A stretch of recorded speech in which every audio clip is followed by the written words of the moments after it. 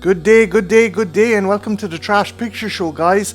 I hope you're having an awesome spooky season on the lead up to Halloween.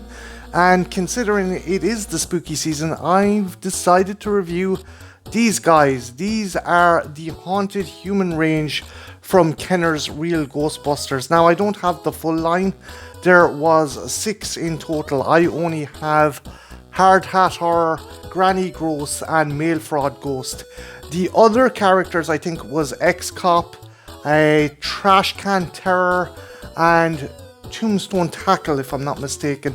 There was also 2 vehicle haunted humans in the line as well. I think they came along later. But I do have these 3, and these are pretty awesome. These were Kenner at its peak. Kenner went absolutely buck wild with some of their creations for the Real Ghostbusters line. I know a lot of people criticize the fright features in the Ghostbusters figures, but I love them. I thought they kicked arse, and these are a prime example of when creators and figure makers' imaginations are let run wild. Now, these characters didn't feature in the actual animated series, but I do have to say, if they did, they would have fit right in. So, first off, we're going to have a look at Hard Hat Horror. This is the kind of construction worker. Now, I got these in the second-hand market, and this is probably the guy that's in the worst condition. He didn't have his pickaxe, so I gave him a regular axe because he kind of looks like a lumberjack. But yeah, he's seen better days, but it's still an awesome figure, and I will show you why in a moment. So first off, I'll just show you the basic articulation. So he can move his arms there and there. His legs are a solid piece, and his head does pop down. His head is just absolutely mangled. Now, I think that's the actual design. He's just supposed to look like a really gruff looking New York construction worker, and that kind of lends into his transformation. So if you want to transform him, what you do is you pull the legs down like that, and his wings come up, and I do say wings, and you pull the head up like that. And what you've got is this kind of bat monster, which makes sense because he was working in the tunnels in New York and he might have encountered some kind of vampire bat or something like that. So that's pretty cool. I like that. If you move the feet, the wings actually flap. He's pretty cool. I like the design on him. I like the color. Originally, he was supposed to have a yellow tongue that springs out, but that's broken off.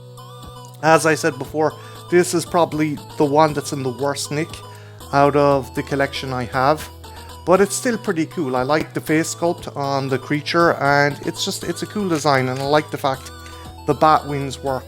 So yeah, that's our first guy down. The next one is probably the most famous in the line, Granny Gross. So essentially, she's this doddering old lady that the Ghostbusters might come across, but if you switch her hat, her kind of cyclops eye comes up, and she opens up this big massive maw. That's pretty cool.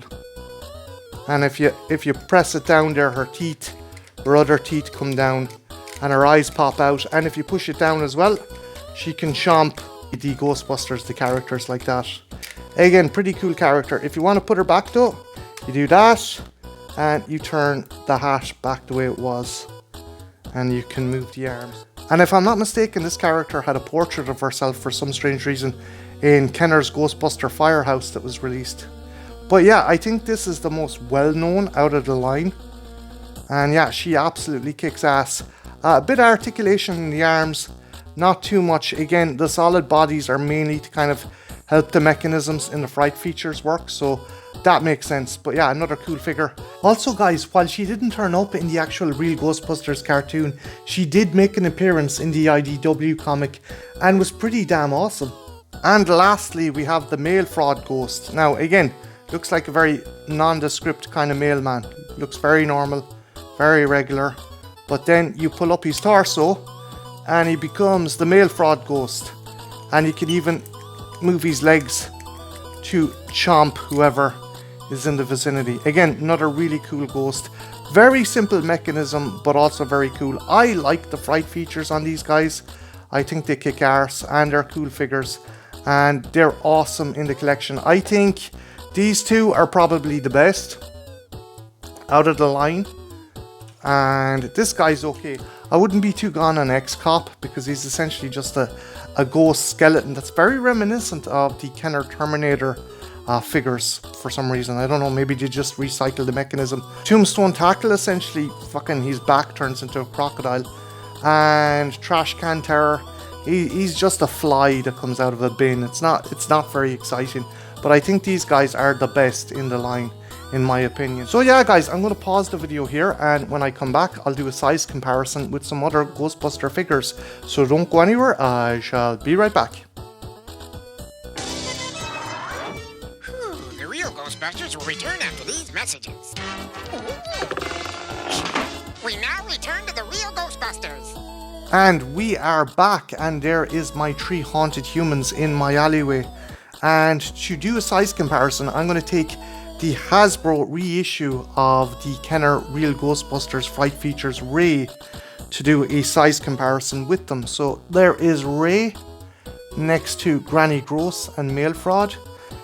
And again, that's the Hasbro reissue of the Kenner version, so the scale is what it would have been back in the day. So yeah, that scales up really well. I know there might be issues with proportions and kind of variants on body parts and stuff, but this is based on the real Ghostbusters cartoon. Sure, these ghosts in human form don't really match the same kind of proportions as the Ghostbusters, but again, it's based on an animated series that really went buck wild with their character designs, even the human character designs, so I see no issue with that. For another size comparison, I'm going to take the movie anniversary Ray Stance and put it next to Hard Hat Horror there. And again, that even scales up well, so if you want to use those figures against the haunted humans, you can. And again, just for a bit more scale, I'm going to put one of the ghosts that comes with the original figures next to him. And again, it's a gorgeous set. I particularly like these ones. I can understand if you want to collect all of them. They look gorgeous, but I think the fight features on these 3 are the best, as opposed to X-Cop, Tombstone Tackle, and Trash Can Terror. These guys, for me, are the best. Speaking of the real Ghostbusters, if you get a chance, next month, the absolutely awesome Video Tasties is going to be doing a stream all about the real Ghostbusters, so definitely check that out. I'll try and drop in if I can, who knows. But yeah, definitely check out Garth's channel because he's going to be doing a retrospective on the real Ghostbusters, and it should kick ass. But yeah, guys, what do you think of these haunted humans? Did you have them back in the day, and which was your favourite? Let me know in the comments below. My name's Martin, this has been the Trash Picture Show, and yeah, have a good one. Take care. Bye now.